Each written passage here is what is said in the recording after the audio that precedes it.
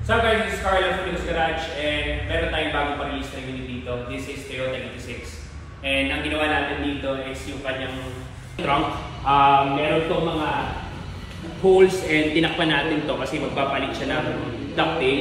Nagpintura rin tayo sa quarter panel niya, pinto, hood, and front bumper. Nag-avail na rin si client ng paint correction and ceramic coating and papakita namin sa inyo yung paano namin ginawa.